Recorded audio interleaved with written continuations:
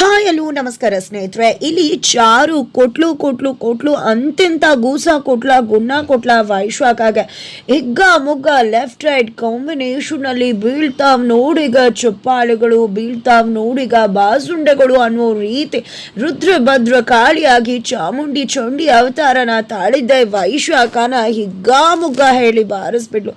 ಅಬ್ಬಬ್ಬಾ, ವೈಶ್ವಾಕ ಮುಖ ನೋಡೋಕ್ ಆಗ್ತಿಲ್ಲ, ಮುಖಾನೇ ಕೆಂಪೇರಿಸ್ಬಿಟ್ಲು ಚಾರು. ಜೊತೆಗೆ ಚಾರುಗೆ ಒಂದು ದೊಡ್ಡ ಸತ್ಯ ಗೊತ್ತಾಗೋಯ್ತು. ಅಂಥದ್ದು ಏನಾಗ್ತದೆ ಇದು ಎಲ್ಲವನ್ನ ಕೂಡ ತಿಳ್ಕೋಬೇಕು ಅಂದರೆ ಈಗಲೇ ನಮ್ಮ ಈ ಚಾನಲ್ನ ಸಬ್ಸ್ಕ್ರೈಬ್ ಮಾಡಿ, ಹಾಗೆ ಒಂದು ವಿಡಿಯೋವನ್ನು ಪೂರ್ತಿಯಾಗಿ ನೋಡಿ. ಇಲ್ಲಿ ಚಾರು ರಾಮಾಚಾರಿನ ನೋಡಬೇಕು ಅಂತ ರಾಮಾಚಾರಿಗೆ ಬಳಿ ಬರ್ತಾರೆ. ಆದರೆ ಇಲ್ಲಿ ರಾಮಾಚಾರಿ ತುಂಬಾನೇ ಅಪ್ಸೆಟ್ ಆಗಿರ್ತಾರೆ. ಜೊತೆಗೆ ಇಲ್ಲಿ ಕಿಟ್ಟಿ ವಿಶ್ವನ ಹೇಳ್ಬಿಡೋಣ ಅಂತ ಯೋಚನೆ ಮಾಡ್ತಿರ್ತಾರೆ. ಅದಕ್ಕೆ ಸಮಯಕ್ಕೆ ಸರಿಯಾಗಿ ಇಲ್ಲಿ ಕಿಟ್ಟಿನೇ ಕಾಲ್ ಮಾಡ್ತಾರೆ.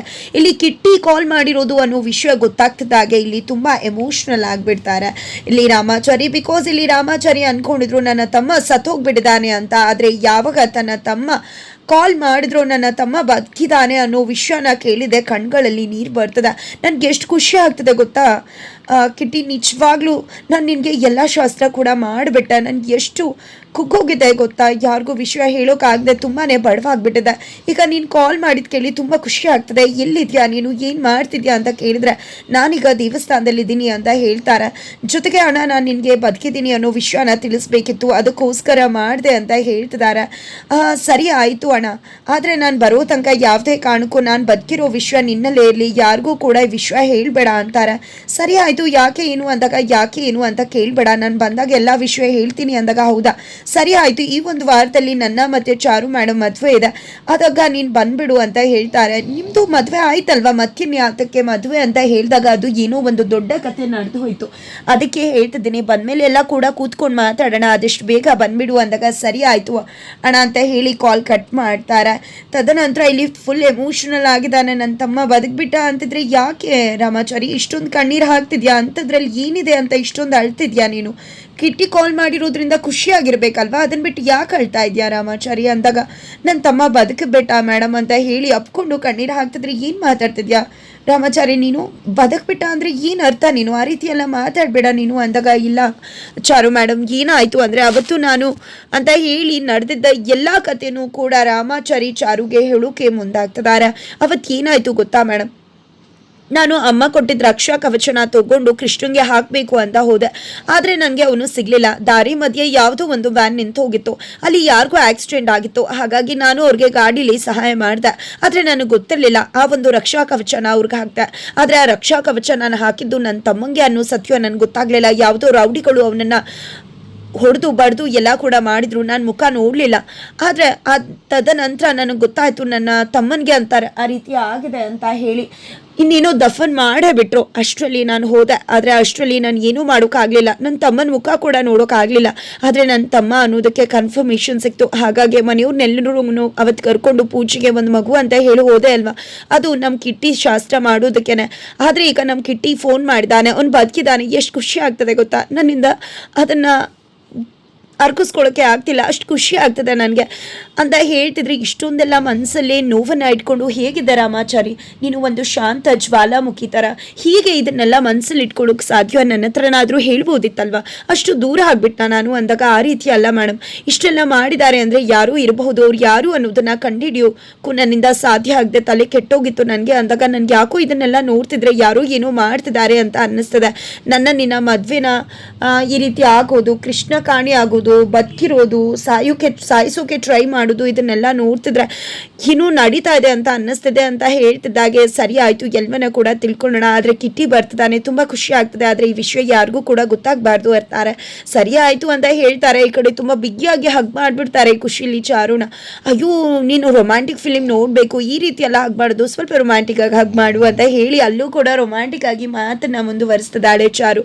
ನಂತರ ಹಾಗೆ ಇಬ್ರು ಮಲ್ಕೊಂಡ್ಬಿಡ್ತಾರೆ. ಬನ್ನಿ ಕರ್ಕೊಂಡು ಹೋಗ್ತೀನಿ ಅಂದ ಅಂದಾಗ ನಾನೇನು ಕರ್ಕೊಂಡು ಹೋಗೋದು, ನಾನು ಎಲ್ಲೂ ಹೋಗಲ್ಲ, ಇಲ್ಲೇ ಮಲ್ಕೊಂಡಿರ್ತೀನಿ ಅಂತ ಹೇಳಿ ಇಲ್ಲೇ ಹಾಗೆ ಮಲ್ಕೊಂಡ್ಬಿಡ್ತಾಳೆ ಚಾರು. ಬೆಳಗ್ಗೆ ಆಗುತ್ತೆ, ಅಯ್ಯೋ ಬೆಳಗ್ಗೆ ಆಗೋಯ್ತಲ್ಲ, ರಾಮಾಚಾರಿ ಕೂಡ ಎಬ್ಬಿಸ್ಲಿಲ್ವಲ್ಲ ನನ್ನ, ಅಯ್ಯೋ ತಡ ಆಗೋಯ್ತಲ್ಲಪ್ಪ ಅಂತ ಅನ್ಕೊಂಡು ಎಂದಿನಂತೆ ಮನೆಯಿಂದ ಹೊರಗಡೆ ಬರ್ತಿದ್ದಾಳೆ ರೂಮಿಂದ. ಅಯ್ಯೋ ಅತ್ತೆ ನಾನೇ ಎಲ್ಲ ಕೆಲಸ ಕೂಡ ಮಾಡ್ತೀನಿ ಅಂತ ಮಾತಾಡ್ತಿದ್ರೆ ವೈಶಾಖ ಎದ್ದು ಬಂದಿದ್ದೆ ಇವಳನ್ನ ನೋಡಿ. ಏನಪ್ಪ ಇದು ಇವಳಿಲ್ಲಿ ಅನ್ಕೋತಿದ್ದಾಗ ಈ ಕಡೆ ಚಾರು ಕೂಡ ಅಯ್ಯೋ ಯಾರಿಗೂ ನನ್ಗೆ ಗೊತ್ತಿಲ್ಲ ಅಲ್ವ ಇಲ್ಲಿ ಬಂದಿರೋದು, ನನ್ನ ಅಮ್ಮನೇಲಿದ್ದೀನಿ, ಅಮ್ಮನ ಮನೇಲಿ ಏನು ಮಾಡಲಿ ನಾನು ಅನ್ಕೋತಿರ್ತಾಳೆ. ಅಷ್ಟರಲ್ಲಿ ಇಲ್ಲಿ ವೈಶಾಖ ಬೆಳಗ್ಗೆ ಕೂಡ ಮನೇಲಿಲ್ಲ ಅಂದ್ರೂ ಬಂದುಕೊಂದು ಮುಖ ತೋರಿಸಿ ಕಾಟ ಕೊಡ್ತಾಳೆ. ಬೆಳಗ್ಗೆನೆ ಇವಳು ಮುಖ ಬೇರೆ ಕಾಣಿಸ್ಕೋಬೇಕು ನನ್ನ ಭ್ರಮೇಲೂ ಕೂಡ ಅಂತ ವೈಶಾಖ ಹೇಳ್ತಿದ್ರೆ ಆ ಕಡೆ ಬೇಬಿ ಅಂತ ಹೇಳಿ ಮಾನ್ಯತವರು ಬಂದೇ ಬಿಡ್ತಾರೆ. ಏನಪ್ಪ ಇದು, ಅಕ್ಕ ಕೂಡ ಇಲ್ಲ, ಏನು ಮಾಡೋದು, ಅಕ್ಕ ಕೂಡ ಫೋನ್ ಇಲ್ಲೇ ಇಟ್ಟು ಹೋಗಿದ್ದಾಳೆ, ಏನು ಮಾಡಲಿ ಅಂತ ಚೋಟು ಹೆದರ್ಕೋತಾನೆ. ಅಷ್ಟರಲ್ಲಿ ಬೇಬಿ ಅಂತಿದ್ದಾಗ ಪ್ಲೀಸ್ ಅಮ್ಮ ನೀನು ನನ್ನ ಎದ್ದೇಳಿಸ್ಬೇಡ ಅಂತ ಹೇಳ್ತಿದ್ದಾರೆ. ಬಿಕಾಸ್ ಇಲ್ಲಿ ಚೋಟಿನೇ ಮೊಬೈಲಿಂದ ಅಕ್ಕನ ಒಂದು ಕಾಲ್ ರೆಕಾರ್ಡನ್ನು ಆನ್ ಮಾಡಿದೆ, ಈ ಕಡೆ ಅಕ್ಕನ ವಾಯ್ಸ್ನ ಆನ್ ಮಾಡಿದ್ದಾನೆ. ಏನು ಬೇಬಿ ನೀನು ಮದುವೆ ಆಗಿ ಹೋಗಿ ಎಲ್ಲ ಕೂಡ ಬದಲಾಗಿದೆಯಾ ಅನ್ಕೊಂಡಿದ್ರೆ ಈ ಒಂದು ಹ್ಯಾಬಿಟ್ ಮಾತ್ರ ಆಗೇ ಇದೆ ಅಲ್ವಾ, ಎದ್ದೇಳು ಕಾಫಿ ಕೊಡಿ ಅಂತ ಹೇಳ್ತಿದ್ರೆ ಇಲ್ಲ ಮಾಮ್ ನಾನು ಆಮೇಲೆ ಕಾಫಿ ಕುಡಿತೀನಿ ಇಟ್ಟು ಹೋಗು ಅಂತ ಹೇಳ್ತಾರೆ. ಸರಿ ಆಯ್ತು ಅಂತ ಹೇಳಿ ಮಾನ್ಯತವ್ರು ಕೂಡ ಹೋಗ್ತಾರೆ. ಹೇಗೋ ಚೋಟು ಅಬ್ಬ ಅಮ್ಮಂಗೆ ಗೊತ್ತಾಗ್ಲಿಲ್ಲ ಮಾಮ್ಗೆ ಅಂತ ಅನ್ಕೋತಿದ್ದಾರೆ. ಬಟ್ ಆ ಕಡೆ ಇಲ್ಲಿ ವೈಶ್ವಕನ ನೋಡಿದ್ದೆ ತಡ ಇಲ್ಲಿ ಚಾರುಗೆ ಭವತಿ ಭಿಕ್ಷಾಂದೇಹಿ ಅಂತ ಹೇಳಿ ಮಾವನ್ನ ಭಿಕ್ಷೆ ಬೇಡಿಸಿದ್ದು, ಜೊತೆಗೆ ತನ್ನನ್ಗೆ ಚಾಲೆಂಜ್ ಮಾಡಿ 24 ಗಂಟೆಯಲ್ಲಿ ನಿನ್ನನ್ನು ಹೇಗೆ ಮನೆಯಿಂದ ಹೊರಗಡೆ ತಟ್ತೀನಿ ನೋಡ್ತಾ ಇರು ಅಂತ ಹೇಳಿದ್ದು, ಜೊತೆಗೆ ಆ ಮಾವನ್ನ ಗೋಳಿಕೊಂಡಿದ್ದು ಎಲ್ಲವನ್ನೂ ಕೂಡ ನೆನಪು ಮಾಡ್ಕೊಂಡಿದ್ದ ರಬ್ಬಲ್ ಆಗ್ಬಿಡ್ತಾಳೆ. ಎಂತ ಪಾಪಿ ಇರಬೇಕು, ಒಂದು ಹೆಣ್ಣು ಮಗಳಾಗಿ ಎಷ್ಟು ಶಾಂತಿ ತಾಳ್ಮೆಯಿಂದ ಇರಬೇಕು, ಅಂಥದ್ರಲ್ಲಿ ಮಾವಂಗೆ ಎಷ್ಟೆಲ್ಲ ಕಾಟ ಕೊಟ್ಟೆ ಅಲ್ವಾ, ಈ ಮನೇನ ಕಾಪಾಡಬೇಕಾಗಿರೋ ನೀನು ಎಷ್ಟೆಲ್ಲ ಸುಳ್ಳು ಹೇಳಿದೆ. ನನ್ನ ಗಂಡ ಆದರ್ಶ ದಂಪತಿಗಳ ಥರ ಬಾಳ್ತಾ ಇದ್ವಿ, ಯಾರ್ದೋ ಜೊತೆ ಸೇರಿಕೊಂಡು ನನ್ನ ಗಂಡನ್ನ ನೀನು ಬೇರೆ ಬೇರೆ ಮಾಡ್ತಾ ಇದೆಯಾ ಅಂತ ಹೇಳಿ ನಿನಗೆ ಮಾಡ್ತೀನಿ ಇರು ಇವತ್ತು ಅಂತ ಹೇಳಿ ರೊಪ್ಪಂತ ಕೆನೆಗೆ ಬಾರಿಸಿದ್ರೆ ಇದು ಕನ್ಸಲ್ವಾ, ಇದು ನನ್ನ ಭ್ರಮೆ ಅಲ್ವಾ ಅಂತ ಚಿಟ್ಕೋತಾರೆ. ಭ್ರಮೆಲೂ ನೀನು ಬೀಳುತ್ತೆ ಒದೆ ಅಂತ ಹೇಳಿದೆ. ಇಲ್ಲಿ ಚಾರು ಹಿಗ್ಗಾಮುಗ್ಗ ಬಾರಿಸಿದ್ದಾರೆ. ಏನೇ ನನಗೆ ಹೊಡಿತಿದ್ಯಾ ನೀನು ಅಂದಾಗ ಇನ್ನೇನು ಮಾಡಿರೋ ಕೆಲಸಕ್ಕೆ ಹೊಡಿಯೋದಾ ಅಂತ ಹೇಳಿ ರಪ್ಪ ಅಂತ ಬಾರಿಸಾಕ್ಬಿಡ್ತಾರೆ. ಈ ಕಡೆ ನೋವನ್ನ ತಡ್ಕೊಳಕ್ಕಾಗೋದೇ ಇಲ್ಲ. ಅಷ್ಟರಲ್ಲಿ ಇಲ್ಲಿ ಕಿರ್ಚ್ಕೋತಿದ್ರೆ ವೈಶಾಖ ತಕ್ಷಣ ರೂಮಿಗೆ ಎಳ್ಕೊಂಡು ಹೋಗಿದ್ದೆ. ಈ ಕಡೆ ವೈಶಾಖನ ಅಲ್ಲೂ ಕೂಡ ಬೀಳಿದೆ. ರಪ್ಪ ಅಂತ ಹಿಗ್ಗಾಮುಗ್ಗ ಬಾರಿಸಾಕ್ಬಿಡ್ತಾರೆ. ಹಚ್ಚನ ಬಾರಿಸೋದನ್ನ ಚಾರು ಒಬ್ಳೆ ಬಾರಿಸ್ತಿದ್ದಾಳೆ. ಈ ಕಡೆ ಓಡಲಾಡ್ತಿದ್ದಾರೆ ಹಾಸಿಗೆ ಮೇಲೆ. ವೈಶಾಖ ಏನು ಮಾಡಬೇಕು ಅಂತ ಗೊತ್ತಾಗ್ತಿಲ್ಲ, ಬರ್ತೀನಿರು ಅಂತ ಹೇಳಿ ಮತ್ತೆ ಚಾರು ಹೋಗಿದ್ದೆ. ಕೈಯನ್ನು ತೊಳ್ಕೊತಾರೆ. ನಿನ್ನನ್ನು ಮುಟ್ಟು ಕೈ ಕೂಡ ಅಸಹ್ಯ ಆಗ್ಬಿಟ್ಟಿರುತ್ತೆ, ಕೊಳೆ ಆಗ್ಬಿಟ್ಟಿರುತ್ತೆ, ಅದಕ್ಕೆ ತೊಳ್ಕೊತಾ ಇದ್ದೀನಿ ಅಂತ ಹೇಳಿ ಎಚ್ಚರಿಕೆ ಕೊಟ್ಟು ಹಿಗ್ಗಾಮುಗ್ಗ ಇನ್ನೊಂದು 4 ಬಾರಿಸಿ ಅಲ್ಲಿಂದ ಹೋಗ್ಬಿಡ್ತಾಳೆ. ನಂತರ ಈ ಕಡೆ ವೈಶಾಖ ಅಂತೂ ಮುಖ ಎಲ್ಲ ಕೆಂಪಾಗಿದೆ, ಊದ್ಕೊಂಡ್ಬಿಟ್ಟಿದೆ. ಒಬ್ಬೊಬ್ಬ ಈ ಕಡೆ ಯಾರು ಇಲ್ವಾ ನನ್ನ ಕಷ್ಟ ಕೇಳೋರು ಅಂತ ಹತ್ಕೊಂಡು ಬರ್ತಿದ್ದಾಗೆ ಎಲ್ಲರೂ ಕೂಡ ಬರ್ತಾರೆ.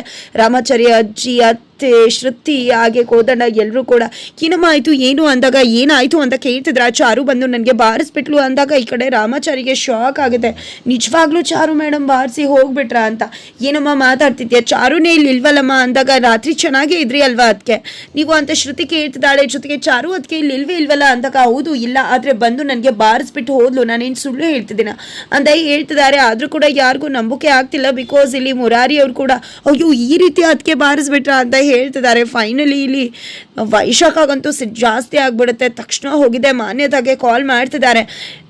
ಏನು ಮಾನ್ಯತಾ, ಏನು ವೈಶಾಖ ಅಂತ ಕೇಳ್ತಿದ್ರೆ, ಏನು ಅಂತ ಕೇಳ್ತಿದ್ರ, ನಿನ್ನ ಮಗಳು ಬಂದು ನನಗೆ ಕೆನ್ನೆಗೆ ರಪ್ಪಂತ ಬಾರಿಸಿ ನನ್ನ ಮುಖ ಉದಿಸಿ ಹೋಗಿದ್ದಾಳೆ ಅಂತಾಗ ಏನು ಮಾತಾಡ್ತಿದ್ಯಾ, ನನ್ನ ಬೇಬಿ ನನ್ನ ಮನೇಲಿದ್ದಾಳೆ ಅಂತಾರೆ. ಹೌದೌದು ನೀನು ಬೇಬಿ ನಿನ್ನ ಮನೇಲಿದ್ದಾಳೆ, ಇಲ್ಲಿ ಬಂದು ಬಿರಿ ನನಗೆ ಬಾರಿಸಿ ಹೋಗಿದ್ದಾಳೆ, ನನಗೆ ಸಿಟ್ಟು ಬರ್ತಿರೋದಕ್ಕೆ ಅದಕ್ಕೂ ಅಂತ ಹೇಳ್ತಿದ್ರೆ ಏನು ಮಾತಾಡ್ತಿದ್ಯಾ ನೀನು, ನಾನೇ ಈಗ ತಾನೇ ಕಾಫಿ ಕೊಟ್ಟು ಮಾತಾಡ್ಸ್ಕೊಂಡು ಬಂದಲ್ಲ ಅಂತ ಹೇಳ್ತಿದ್ರೆ ನಿಜವಾಗ್ಲೂ ಕಾಫಿ ಕೊಟ್ಟು ಮಾತಾಡ್ಸ್ಕೊಂಡು ಬಂದ್ರೆ ಮುಖ ಗೀಕ ನೋಡಿದ್ರೆ ಏನು ಅಂದಾಗ ಇಲ್ಲ ಮುಖ ನೋಡಲಿಲ್ಲ ಅಂದಾಗ ಮತ್ತೆ ಇನ್ನೇನು ಪ್ಲೇ ಮಾಡಿ ಆಟ ಆಡ್ತಿದ್ದಾರೆ, ಮಸ್ಲತ್ ಮಾಡ್ತಿದ್ದಾರೆ. ಹೋಗಿ ಮುಖ ನೋಡಿ ಹೀಗೆ ಕಾಲಲ್ಲಿ ಇರ್ತೀನಿ ಅಂತ ಹೇಳ್ತಾರೆ. ತಕ್ಷಣ ಹೋಗಿ ಈ ಕಡೆ ಬೇಬಿ ಅಂತ ನೋಡಿದ್ರೆ ಅಲ್ಲಿ ಚಾರು ಮಲ್ಕೊಂಡಿರ್ತಾಳೆ. ತಕ್ಷಣ ನೋಡಿದೆ ಇಲ್ಲ ನನ್ನ ಮಗಳು ಇಲ್ಲೇ ಮಲಗಿದ್ದಾಳೆ ಅಂದರೆ ಇಲ್ಲ, ತಕ್ಷಣ ಈಗಲೇ ಏನೋ ಮಾಡ್ತಿದ್ದಾಳೆ, ಖಂಡಿತ ಇಲ್ಲಿ ಏನೋ ನಡೀತಾ ಇದೆ, ನನಗೆ ಬಿರಿ ಬಾರ್ಸ್ ಹೋಗಿದ್ದಾಳೆ ಅಂತ ಹೇಳ್ತಾರೆ. ಫೈನಲಿ ಇಲ್ಲಿ ಚಾರು ಮತ್ತೆ ವೈಶಾಖ ಮಾತಾಡ್ತಿರೋ ವಿಷಯ ಚಾರುಗೆ ಗೊತ್ತಾಗುತ್ತೆ. ಮಾನ್ಯತಾ ಮತ್ತೆ ವೈಶಾಖ ಮಾತಾಡ್ತಿರೋ ವಿಷಯ ಚಾರುಗೆ ಗೊತ್ತಾಗುತ್ತೆ. ಇದೇನಿದು ವೈಶಾಖ ನಾನು ಅಲ್ಲಿ ಬಂದು ಬಾರಿಸಿದ ವಿಷಯನ ಮಾಮ್ಗೆ ಹೇಳಿದ್ಲು, ಅಷ್ಟು ಕ್ಲೋಸ್ ಇವರಿಬ್ರು, ಹಾಗಿದ್ರೆ ಇವರಿಬ್ರು ಏನೋ ಸೇರ್ಕೊಂಡು ಮಸ್ಲತ್ ಮಾಡ್ತಿದ್ದಾರೆ ಅಂತ ಅನ್ಸುತ್ತೆ ಅನ್ನೋ ಅನುಮಾನ ಕೂಡ ಬರುತ್ತೆ. ಆ ಅನುಮಾನದ ಜಾಡನ್ನ ಹಿಡಿದು ಹೋಗಿದ್ದೆ ತಳ ಚಾರುಗೆ ಎಲ್ಲ ವಿಷಯ ಕೂಡ ಬಯಲಾಗಿಬಿಡುತ್ತಾ, ಗೊತ್ತಾಗಿಬಿಡುತ್ತಾ. ಏನಾಗುತ್ತೆ ತಿಳ್ಕೊಬೇಕು ಅಂದ್ರೆ ಮುಂದಿನ ವಿಡಿಯೋಗೋಸ್ಕರ ವೀಚ್ ಮಾಡೋದನ್ನ ಮರಿಬೇಡಿ.